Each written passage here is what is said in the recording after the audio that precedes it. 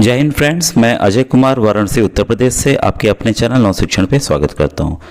आज के इस वीडियो में मैं आपको 17 का यानी कि 17A जो मतदाता रजिस्टर होता है, जिसके प्रभारी जो है पोलिंग ऑफिसर सेकंड, मतदान अधिकारी द्वितीय होते हैं, तो वो इस रजिस्टर को कैसे भरेंगे इसकी मैं जानकारी देने जा रहा हूं। तो ये देखिए, बुकलेट काफ़ी मोटी होती है, लगभग 1200 मतदाताओं की इसमें सूचना भरी जा सकती है। तो जो भी आपको देखिए आदेश पत्र मिला होगा, ये तो नगर निगम चुनाव है, तो आप इस तरह से इसको भर लेंगे। क्षेत्र का पूरी डिटेल उस पर रहती है, ठीक है। और साथ ही साथ आपके मतदान केंद्र का जो संख्यांक है और नाम है वो आप यहाँ भर देंगे, और निर्वाचक नामावली की जो भाग संख्या दी रहती है वो यहाँ भर देंगे। ये तो आपको ड्यूटी के दिन ही पता चलेगा कि आपका आदेश किस मतदान केंद्र के लिए हुआ है।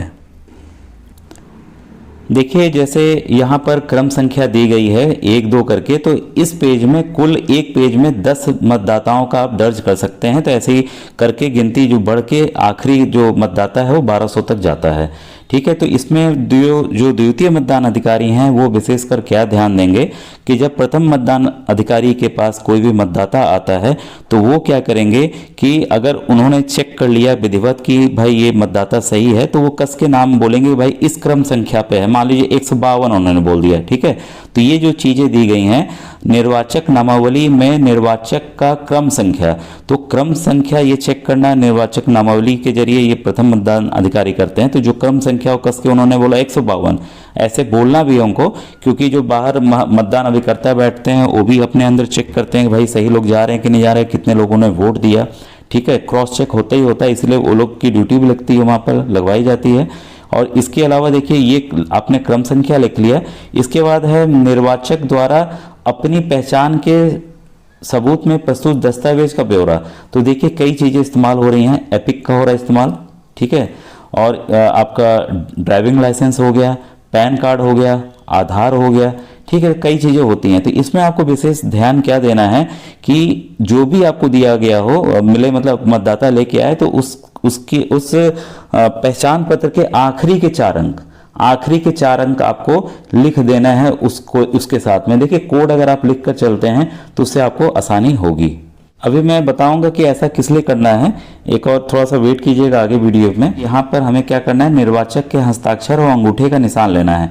अगर हस्ताक्षर करना जानते हैं तो आप यहाँ हस्ताक्षर करा लेंगे, नहीं तो अंगूठे का निशान लगवा लेंगे। अब देखिए टिप्पणी के 3 पोजिशंस होते हैं, वो मैं आपको बताने जा रहा हूँ। देखिए इसमें आपको जो ध्यान देना है कि मैंने यहाँ कुछ मतदाताओं को 11-12 क्रम संख्या के हिसाब से लिखा हुआ है, ठीक है। तो ईपी आप याद रखिएगा, जैसे कि एक कोड बनाना है। अभी आखिरी में आपको लिखना और बताना होता है कि कितने, इसी के जरिए इसी रजिस्टर में लिखना होता है कि एपिक के जरिए कितने लोगों ने वोट किया और नॉन एपिक वाले कितने हैं, बिना एपिक के कितने लोगों ने वोट दिया। तो जैसे यहाँ ईपी आपने कोड बना लिया तो आसानी से आप पहचान लेंगे। संख्या हो गई 4, पीसी मतलब पैन कार्ड हो गया, डीएल हो गया, वैसे ही आधार के लिए आप ए भी लिख सकते हैं, ठीक है। और यहाँ पर मान लीजिए कि 3 कंडीशंस आती हैं जब हमें टिप्पणी लिखनी होती है, जो मैं बताने जा रहा हूँ। कि मान लीजिए हमने एंट्री कर ली भाई, ठीक है, लेकिन उसने क्या किया, मतदान करने से ही इनकार कर दिया और चला गया। तो इसके लिए जो और पेपर्स होते हैं वो पीठासीन अधिकारी देख लेंगे। तो आपको टिप्पणी में क्या लिखना है, जो यहाँ मैंने दिखाया हुआ टिप्पणी में, कि मतदान करने से इनकार किया। दूसरा है कि वो आया और बोला कि वोट तो कर दिया उसने, ठीक है, उसने क्या किया कि बोल दिया अरे हम तो फलाने पार्टी को देने जा रहे हैं या फलाने पार्टी को दे दिया, तब आप टिप्पणी में उसके लिखेंगे मतदान की गोपनीयता को भंग किया। और कई बार ऐसा होता है क्योंकि वहां पर देखिए जो मशीन एक लगी रहती है जिसमें दिखता है जब मतदाता वोट डालने जाता है कि अगर उसने एक्स को वोट दिया तो उसमें एक जो फोटो पर्ची निकल के आएगी उसमें भी दिखेगा कि आपने एक्स को वोट दिया। तो अगर वो क्लेम करता है नहीं भाई मैंने तो एक्स को दिया, लेकिन उसमें जो पर्ची है हमें वाई की दिखी। देखिए इसीलिए देखो हमारा जो चुनाव आयोग है वो एकदम चाहता है कि किसी भी तरह की कोई धांधली या शक की गुंजाइश, मतलब 0.1% भी ना रहे। इसीलिए अगर आपने एक्स को वोट दिया है तो उसमें आपको एक्स की पर्ची दिखनी चाहिए, ठीक है। अगर वो बोलता है नहीं भाई हमें तो वाई ही दिखा है, दूसरे को चला गया, तो इसको समझाने का प्रयास करेंगे पहले तो पीठासीन अधिकारी, लेकिन वो मानेगा नहीं। तब क्या किया जाएगा कि परीक्षण मत दिया गया, तो उसके लिए एक परीक्षण मत वाला किया जाएगा। तो टिप्पणी में आप ये लिखेंगे, ठीक है। अब देखिए हर एक पेज में आपको करना क्या है, ये पीठासीन अधिकारी एक तो हर एक पेज में साइन एक इनिशियल करेंगे अपना, और एपिक कितने लोग हैं उस पेज में देखिए, अगर आप 5 ने दिया एपिक से तो बाकी कितने हो जाएंगे, बाकी 5 ऐसे ही नॉन एपिक हो जाएंगे।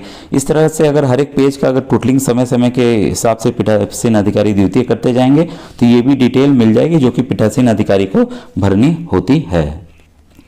ऐसे ही करके ये देखिए सबसे आखिरी पेज है इसका, हर एक पेज में जहां तक लगभग होगा कि हाँ भाई 1000 वोटर हैं तो लगभग 70% तो होता ही है, तो 700 तक कर सकते हैं क्योंकि समय कम मिलता है। तो ये देखिए कुल एक जो रजिस्टर में है 1200 मतदाताओं का नोट हो सकता है। यहाँ दिनांक रहेगा, यहाँ पीठासीन के हस्ताक्षर रहेंगे अगर इस पेज में एंट्री हुई है तब, नहीं तो करने की आवश्यकता नहीं है। तो इस तरह से जो है द्वितीय मतदान अधिकारी मतदाता पर्ची के साथ साथ ये जो मेन रजिस्टर जो 17 का है उसको भरेंगे।